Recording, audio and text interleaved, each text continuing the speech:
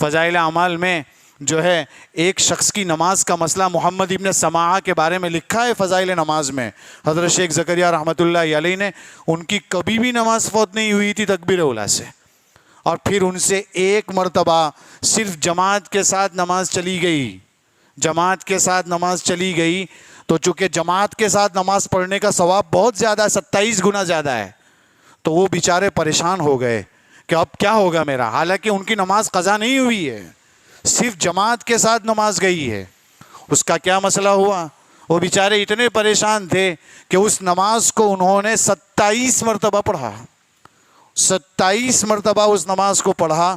تو پھر غیب سے آواز آئی، نماز تو آپ نے 27 مرتبہ پڑھ لی، لیکن جب امام ولضالین کہتا ہے اور پھر اس پر مقتدی آمین کہتے ہیں، اور جس کی آمین فرشتوں کی آمین سے مل جاتی ہے اس کی مغفرت کا فیصلہ ہوتا ہے، وہ کہاں سے لاؤ گے آپ؟ وہ 27 مرتبہ پڑھنے کے بعد بھی نہیں ملے گا وہ. اس لیے جماعت کی نماز کی اہمیت بہت زیادہ ہے. الحمدللہ الحمدللہ الذی لم یزل ولا یزال حیا قیوما حیا قیوما سمیعا بصیرا قدیرا مدبرا. صلوات اللہ وسلامہ علی سیدنا محمد وعلی آلہ وصحبہ وبارک وسلم تسلیما کثیرا کثیرا. اما بعد، اعوذ باللہ من الشیطان الرجیم، بسم اللہ الرحمن الرحیم. یا ایہا الذین آمنوا اتقوا اللہ وکونوا مع الصادقین. صدق اللہ العظیم. ایک بار درود پاک پڑھ لیں. اللہم صلی علی سیدنا محمد وعلی آل سیدنا محمد واصحابہ وازواجہ وبارک وسلم.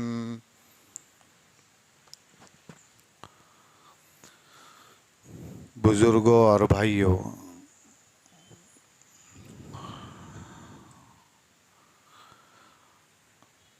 جمعہ کا دوگانہ ادا کرنے کے لیے ہم مسجد پہنچے ہیں.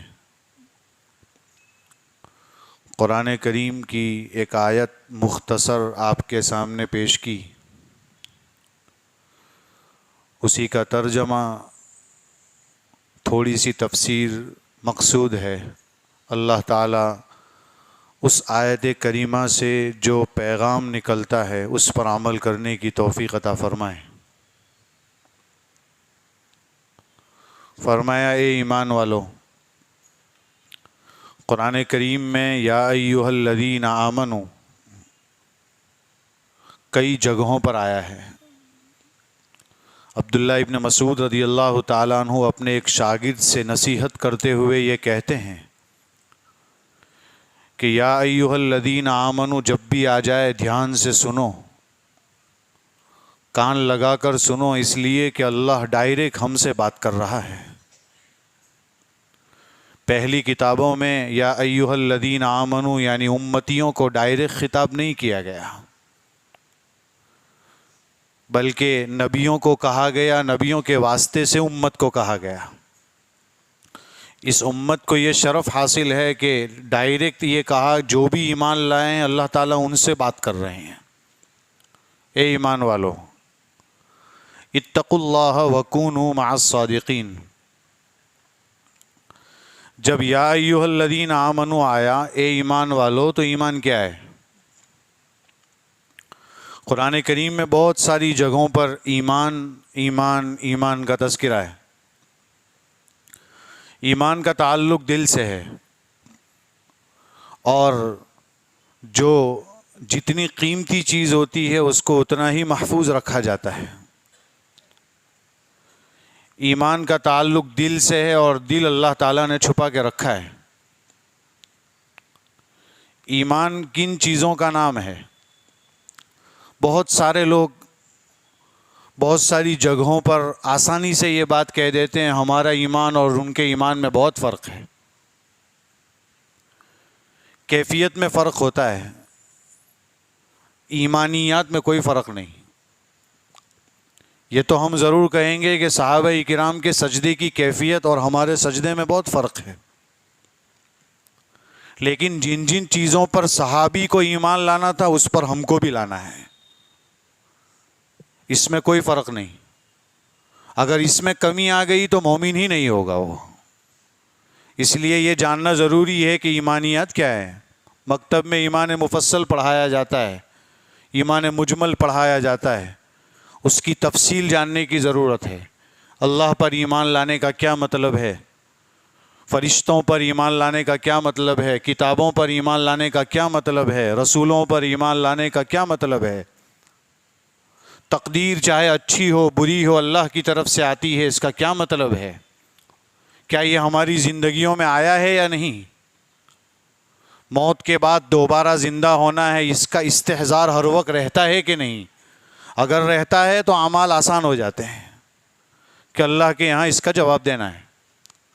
تو قرآن کریم میں جہاں جہاں ایمان کی بات آئی اس سے مراد عقیدہ ٹھیک ہو، اور یاد رکھیے عقیدہ ٹھیک ہوگا تبھی اعمال کام آئیں گے۔ اگر کسی شخص کا عقیدہ درست نہیں تو اعمال کام نہیں آئیں گے۔ آپ اس کو اس طرح سمجھ سکتے ہیں کہ ایک آدمی کا ہاتھ کٹ جائے، پاؤں کٹ جائے، سب کٹ جائے، چل جائے گا، وہ جی سکتا ہے، لیکن اگر اس کا دل ہی کاٹ کے پھینک دیا جائے تو وہ نہیں چلے گا، مر جائے گا۔ بالکل اسی طریقے سے جس کا عقیدہ درست نہیں ہوگا وہ ہزاروں رکعت پڑھ لے، نامہ اعمال میں کچھ بھی نہیں لکھا جائے گا اس کا۔ اس لیے ایمان بہت اہم چیز ہے، اور عقیدہ بہت اہم چیز ہے، جو اس پرفتن دور میں اس کو سنبھالنا بہت ضروری ہے کہ ایمان کیا ہے۔ تو جہاں جہاں ایمان آیا، مثلا سورہ عصر میں آیا کہ الا الذین آمنوا وعملوا الصالحات، مطلب مگر وہ جو ایمان لائے، مراد جس کا عقیدہ ٹھیک ہے وہ خسارے سے، نقصان سے بچ جائے گا۔ ایسے ہی یہاں پر اے ایمان والو، ایمان سے مراد جس کا عقیدہ درست ہو، جس کا عقیدہ ٹھیک ہو۔ آگے فرمایا اتقوا اللہ، تقوی، تقوی کے بارے میں ہمارے یہاں یہ مشہور ہے کہ تقوی تو بڑے لوگوں کا کام ہے، وہ تو اللہ والوں کے پاس ہوتا ہے، ہمارے پاس کہاں تقوی آئے گا۔ قرآن کریم میں کہیں بھی تقوی کا تذکرہ آیا ہے وہاں ایسا نہیں آیا ہے کہ بڑے لوگوں کے پاس آتا ہے، تقوی کا حکم سب مومنین کو ہے۔ دیکھو یہاں فرمایا اے ایمان والو اتقوا اللہ، اللہ سے ڈرو۔ تقوی کسے کہتے ہیں؟ یوں سمجھ لیجئے آسان زبان میں، نیک اعمال کریں گے تو تقوی آئے گا، یہ آسان زبان میں ہے۔ نیک اعمال کریں گے تو تقوی آئے گا، اور جو برے اعمال کرے گا اور اس کے بعد توبہ کر لے گا یہ بھی تقوی ہے۔ یہ لوگ سمجھتے ہیں کہ جو گناہ کرتا ہے تو وہ تقوی والا نہیں ہو سکتا، وہ بھی تقوی والا ہو سکتا ہے، شرط یہ ہے کہ وہ اس گناہ سے توبہ کر لے۔ قرآن کریم میں ہے وَسَارِعُوا إِلَى مَغْفِرَةٍ مِّن رَّبِّكُمْ وَجَنَّةٍ عَرْضُهَا السَّمَاوَاتُ وَالْأَرْضُ، اپنے رب کی طرف دوڑو، اپنے رب کی مغفرت کی جانب دوڑو۔ یہاں سارعو کہا ہے، عربی زبان جو جانتے ہیں وہ سمجھ سکتے ہیں، اسعو نہیں کہا، فرو نہیں کہا، سارعو کہا ہے۔ اور سرعت کاموں میں، نیک کاموں میں جلدی کرنا یہ اللہ کو پسند ہے۔ ایک ہوتا ہے جلدی کرنا اور ایک ہوتا ہے جلد بازی کرنا۔ جلد بازی اللہ کو پسند نہیں، جیسے فرمایا جلد بازی شیطان کا کام ہے۔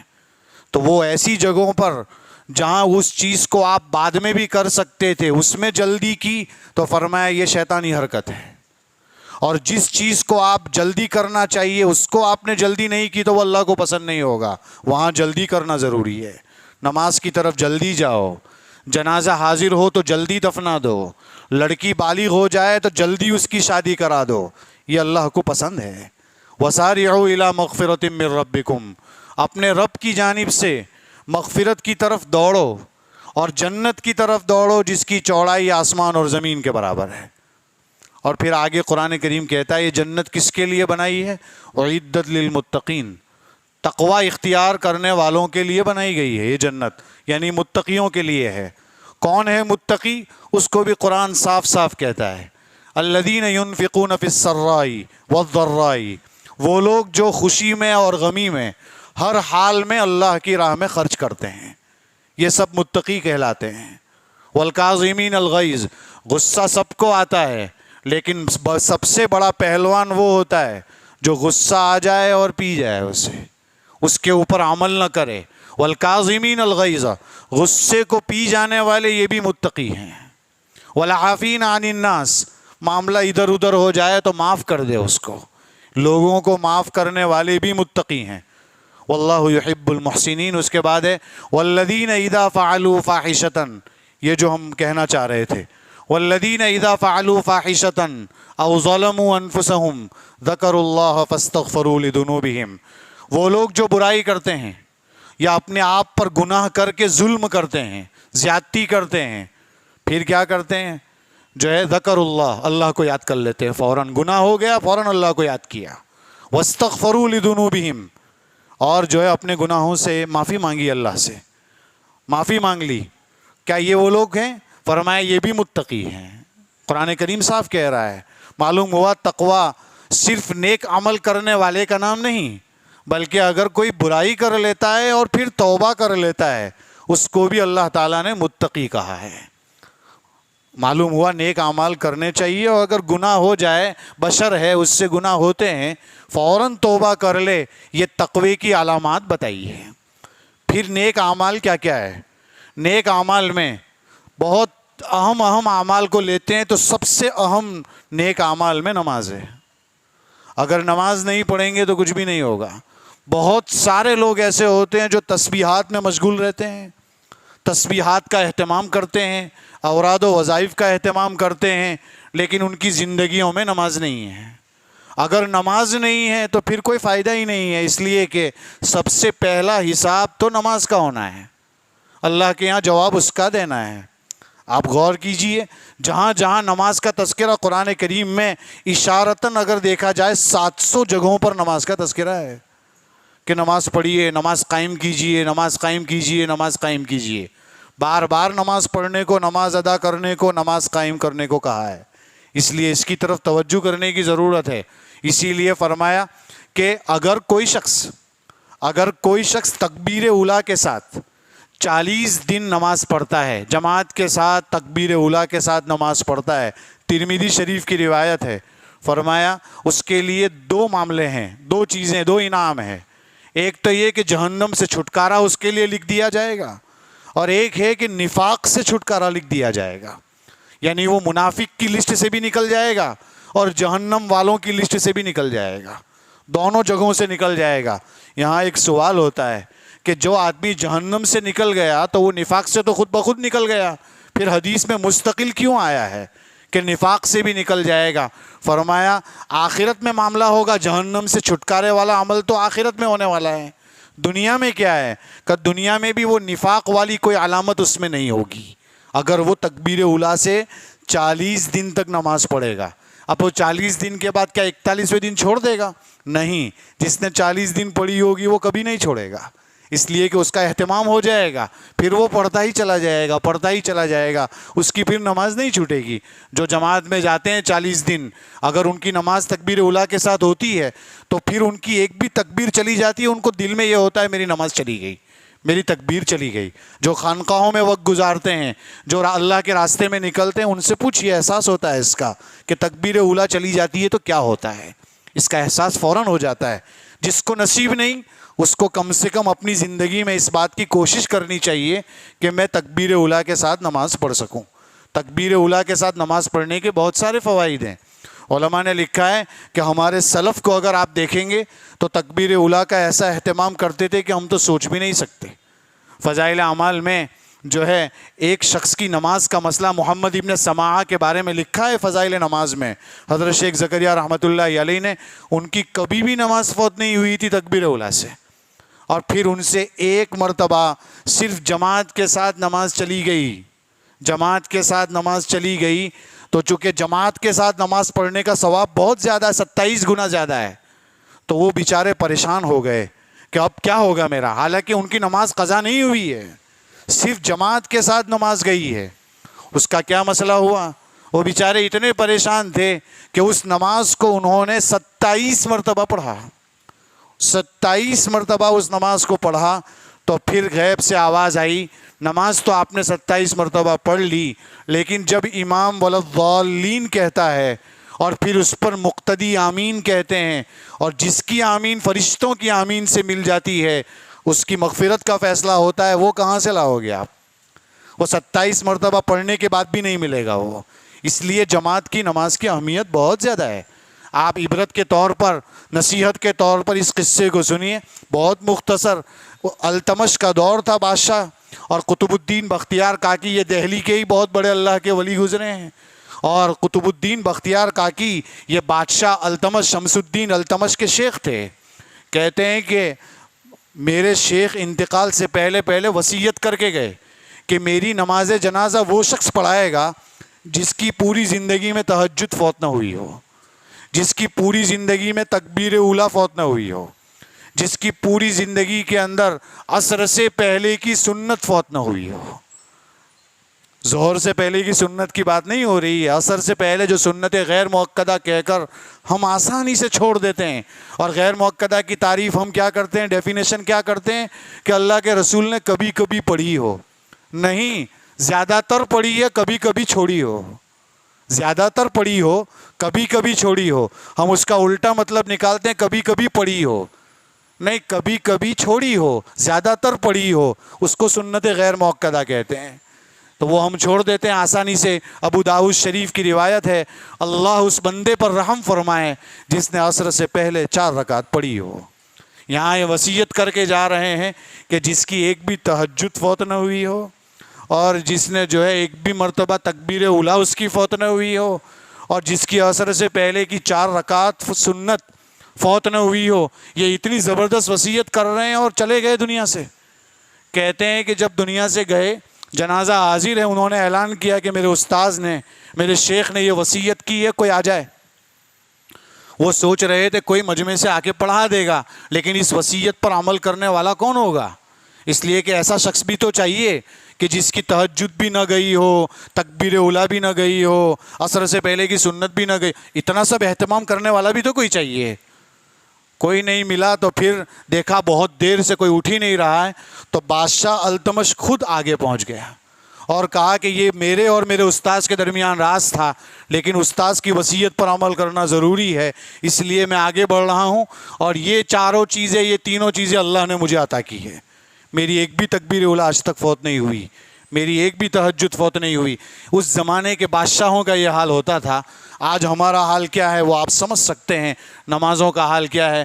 بہرحال مجھے صرف یہ بتانا ہے کہ جو ہے جس نے 40 دن تک تکبیر اولیٰ سے نماز پڑھی ہو، تو فرمایا اس کے لیے 2 چیزیں لکھ دی جاتی ہے، ایک تو جہنم سے چھٹکارا، ایک نفاق سے چھٹکارا۔ نفاق کا تذکرہ اس لیے آیا کہ دنیا کے اندر بھی اس کو منافق نہیں کہا جائے گا، وہ علامت اس میں نہیں ہوگی۔ تو منافق کی علامات کیا ہے، اس کو قرآن نے دوسری جگہ بیان کیا، ان المنافقین یخادعون اللہ وہو خادعہم۔ منافق کی پہلی علامت یہ ہے کہ وہ باتوں میں دھوکہ بہت دیتا ہے، دھوکہ دہی بہت کرتا ہے، یہ منافق ہے، اس کو عملی منافق کہتے ہیں۔ وَإِذَا قَامُوا إِلَى الصَّلَاةِ قَامُوا كُسَالَىٰ، اس کا مطلب یہ ہے کہ نمازوں میں سستی کرتا ہے۔ انسان سب چیزوں کے لیے تیار ہو جاتا ہے، نماز کا وقت آتا ہے تو وہ کہتا ہے پیر میں تکلیف ہے، پیٹ میں درد ہو رہا ہے، اس میں تکلیف ہو رہی ہے، کسی بھی بہانے سے نماز چھوڑ دیتا ہے۔ جبکہ وہاں صحابہ کرام رضوان اللہ علیہم اجمعین کے بارے میں ہے کہ کندھوں پر ہاتھ رکھ کر مسجد آ رہے ہیں، نماز نہیں چھوڑ رہے ہیں، وہاں تو یہ حال ہے. اللہ کے رسول اس امت کو تو سجدے میں چھوڑ کر گئے ہیں. آپ کی آخری مرتبہ جب آپ نے دیدار کیا امت نماز پڑھ رہی تھی اور آپ نے پردہ ڈال دیا اس کے بعد. تو آپ تو امت کو سجدے میں چھوڑ کر گئے. اور یہ امت کا کیا حال ہے وہ آپ سمجھ سکتے ہیں. کتنے لوگ فجر میں ہوتے ہیں, کتنے ظہر میں ہوتے ہیں, کتنے عصر میں ہوتے ہیں. ہماری نمازوں کا کیا حال ہے, ہم کتنی نماز پڑھتے ہیں. منافق کی علامتوں میں ہے کہ نمازوں میں سستی کرتے ہیں. تیسری علامت بتائے یراؤن الناس, اس کی زندگی میں دکھلاوا ہی زیادہ ہوتا ہے. وہ دکھلاوا ریاکاری بہت کرتا ہے. ہر معاملے میں اس کو دکھلاوا چاہیے, ہر معاملے میں دکھلاوا. اللہ کے لیے کوئی کام نہیں کرتا. وَلَا يَذْكُرُونَ اللَّهَ إِلَّا قَلِيلًا, اور اس کی زندگی میں اللہ کی یاد بہت کم ہوتی ہے, ذکر بہت کم کرتا ہے وہ. اگر یہ 4 چیزیں کسی کے اندر مل جائے آسانی سے کہہ سکتے ہیں یہ منافق ہے, عملی منافق ہے. آپ سمجھ سکتے ہیں جس آدمی نے 40 دن تک تکبیر اولیٰ سے نماز پڑھی ہوگی اللہ تعالیٰ ان 4 عادتوں سے بھی اس کو دور کر دیں گے. خود بخود دور ہو جائے گا, اس لیے کہ خود بخود ریاکاری ختم ہو جائے گی, خود بخود کثرت سے ذکر کرنے لگے گا, خود بخود جو ہے اس کے اندر نمازوں کی پابندی ہو جائے گی, خود بخود دھوکہ دہی ختم ہو جائے گی. یہ بہت بڑی چیز ہے, اس کی طرف توجہ کرنے کی ضرورت ہے. بہرحال میں نے آیت پڑھی تھی آپ کے سامنے, اے ایمان والو اللہ سے ڈرو. تقوی یعنی نیک اعمال, یا پھر گناہ کیے ہوں تو توبہ کر لینا, یہ بھی تقوی کی علامات میں سے ہیں. اور فرمایا یہ ملے گا کہاں, وَكُونُوا مَعَ الصَّادِقِينَ, نیک لوگوں کے ساتھ رہو, اچھے لوگوں کے ساتھ رہو, اللہ والوں کی صحبت میں رہو. صرف صحبت میں رہو گے, چند دن, چند مہینے, چند سال, چند ایام اگر گزار لوگے تو بیٹری ایسی چارج ہو جائے گی کہ نیکی کرنے کا شوق پیدا ہوگا. اللہ تعالیٰ ان باتوں پر ہم سب کو عمل کرنے کی توفیق عطا فرمائے. انہی گزارشات پر اپنی بات ختم کرتا ہوں. وآخر دعوانا ان الحمد للہ رب العالمین.